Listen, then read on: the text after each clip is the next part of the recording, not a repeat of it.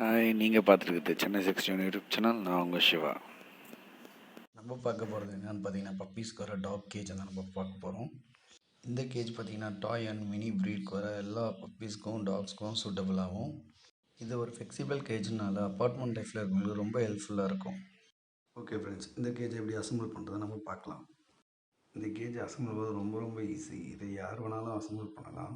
இது வந்து சைடில் பார்த்தீங்கன்னா கிளிப் மூலிமா அசம்பிள் பண்ணணும். இந்த லெஃப்ட் அண்ட் ரைட் ஹேண்ட் சைட்லேயும் 2 சைட்லேயும் கிளிப் கொடுத்துருப்பாங்க. நீங்கள் அசம்பிள் ஈஸியாக பண்ணிடலாம். மேலே ஒரு டோர் கொடுத்துருக்காங்க, கீழே ஒரு டோர் கொடுத்துருக்காங்க. அதுக்கப்புறம் பப்பீஸோட வேஸ்ட் எல்லாம் கீழே போக கீழே ஒரு ட்ரேவும் கொடுத்துருக்காங்க.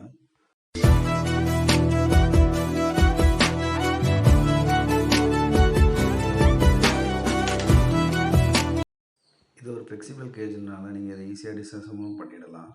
இது ஒரு ட்ராவலிங் கேஜாகவும் நீங்கள் யூஸ் பண்ணிக்கலாம். நீங்கள் வெளியூர் எங்கன்னா போகணுன்னாலும் அதை நீங்கள் எடுத்துகிட்டு போய்க்கலாம். ஒரு காரில் வச்சு எடுத்துகிட்டு போனீங்கன்னா ரொம்ப ஈஸியாக இருக்கும். ரெண்டாவது வந்து பப்பீஸும் நீங்கள் வெளியூர் போகும்போது இதில் போட்டுட்டு போயிடலாம்.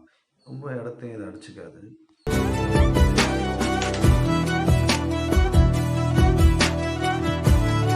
இந்த கேஜோட மெஷர்மெண்ட் பார்த்தீங்கன்னா 3 அடி லென்த்து, 2 அடி ஹைட்டு, 2 அடி வித்து.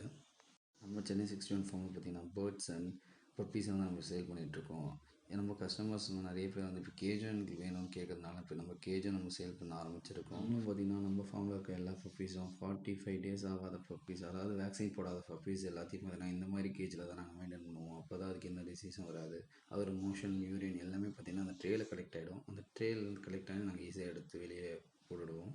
நம்ம சப்ஸ்கிரைபர்ஸ் அண்ட் இந்த வீடியோ பார்க்குற யாருக்காவது இந்த கேஜ் எல்லாம் தேவைப்பட்டுச்சுன்னா கீழே இருக்க நம்பருக்கு கால் பண்ணி கேளுங்க.